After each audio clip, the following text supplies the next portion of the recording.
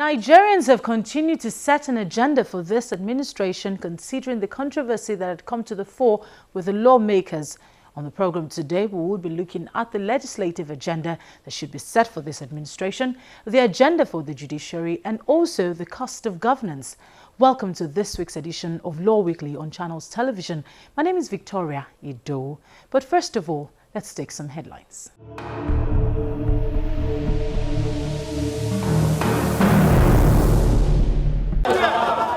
The Judiciary Staff Union in Edo State has refuted claims that it has suspended its industrial action. The state chairman of JUSUN, Comrade Uyi Ogerahi, says the union is willing to resolve the matter, but the state government is being difficult. We are ready to shift ground. We have said, okay, as it is now, take 3 months out of it. Since the finances of the state is not too favorable now, pay 3 months out of it, give us recurrent, we drop capital, and tell us how you stagger the other months. While the judiciary workers in Edo State say their strike is not over yet, their counterparts in Plateau State are asking citizens to bring forward their grievances to the law court as it is now open for services. This comes after the union suspended the 6-month-old industrial action following an agreement reached between them and the Plateau State government over the autonomy of the judiciary.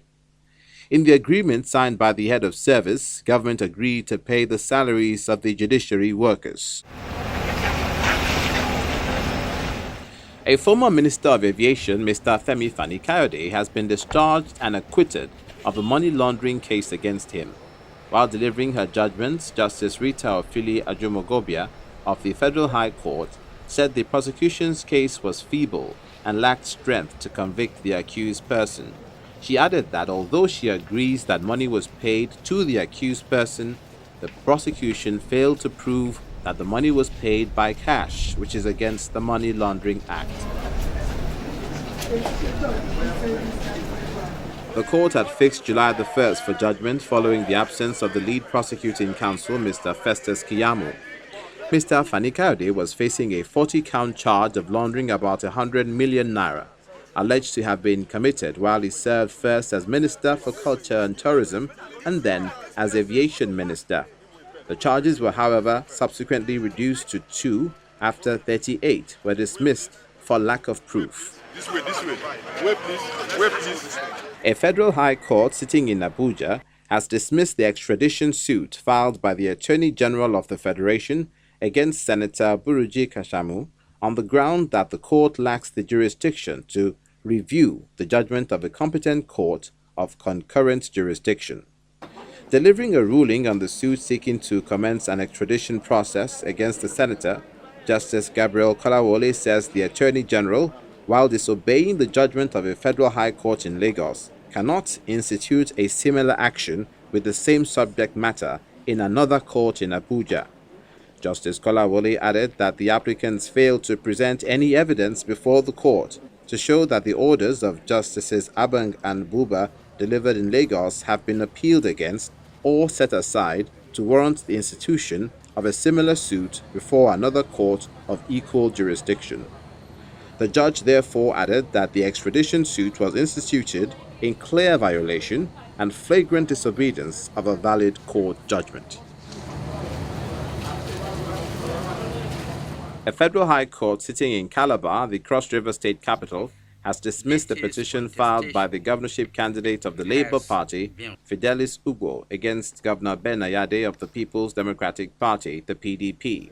The dismissal followed the decision of the plaintiff to withdraw the petition challenging the victory of the PDP candidate and seeking the nullification of the 2015 governorship election on grounds of alleged electoral malpractices. Lead counsel to Mr. Fidelis Ugbo had appealed to the Justice Mohammed Mayaki Election Tribunal to dismiss the case rather than strike it out, maintaining that it had received an affidavit of the second and third respondents, which became necessary for the dismissal of the case.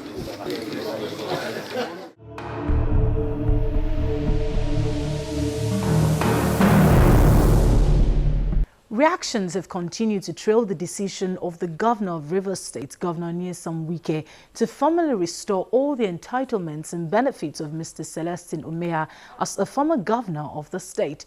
Governor Wike on Thursday officially reinstated the official portrait of Mr. Celestine Omehia amongst the lineup of former governors of Rivers State at the Government House. And he also stated that he would from now on be entitled to all benefits of all former governors.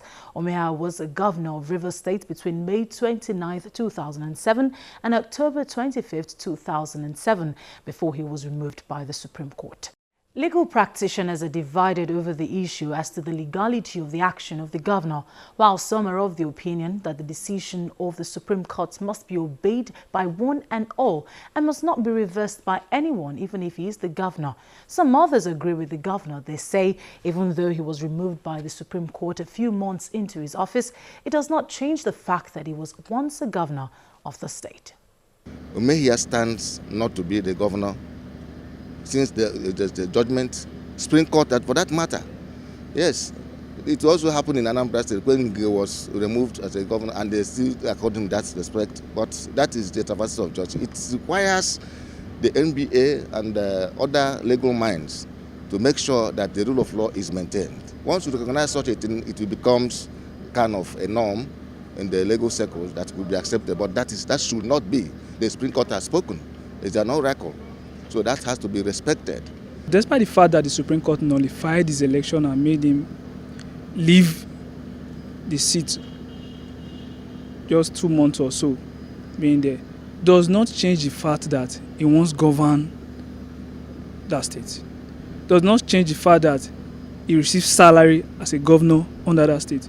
Does not change the fact that he appointed his cabinet in that state. So it should be seen as a one-time governor in that state. So I don't think it's a political move. I think Wike did the right thing. That is political rascality. We have 3 tiers of government. The judiciary is a tier of government. And once the apex court has taken a decision on the matter, it is binding on everybody in Nigeria. It is only God that can reverse that. And I don't think he has appealed to God. So the judgment of the Supreme Court is sacrosanct. You can't circumvent it for any reason. But we know that some of our political leaders flout the orders of court with impunity, which is not good for our democracy. We should recognize the sanctity of the law, particularly the Supreme Court. Any executive can put whoever they want on or recognize anyone they want in protocol. However, if it means that funds and disbursements are going to be made at the expense of the people, then those who might be directly affected can actually challenge that on the basis that you can't award a pension to someone who has been said is not recognized as the elected person. I think there's also another case in which an elected person was asked to pay back the salaries that he received for about 3 years before the Supreme Court or the Court of Appeal, I think it was, turned the case, decided that they weren't entitled to being in that position, in that office. So if that be the case, why would you now unilaterally, without any other law or anything else, decide that you're going to recognize someone and pay them the benefits of office, which actually belongs to the people of the state? If you look at the law, we have the moral aspect of the law. We have the law strictly. And you know, they interwove. There's a place where they overlap. You understand? We have the law, we have the moral. But they are just like 2 circles. There's a place where they overlap. You know, they take advantage of that point where they overlap and say, okay, the law is meant for the people. You understand? And the law is meant to administer the people. So the law is not meant for animals. The law is that you can accommodate something that could make the society flows. You understand? So if they are taking from now that, okay, if we decide to strip this man of his entitlement, would the society flows? Is that the intent of the lawmakers? You understand? So they take advantage of those aspects. So if you look at some of those things, to some extent, they are correct.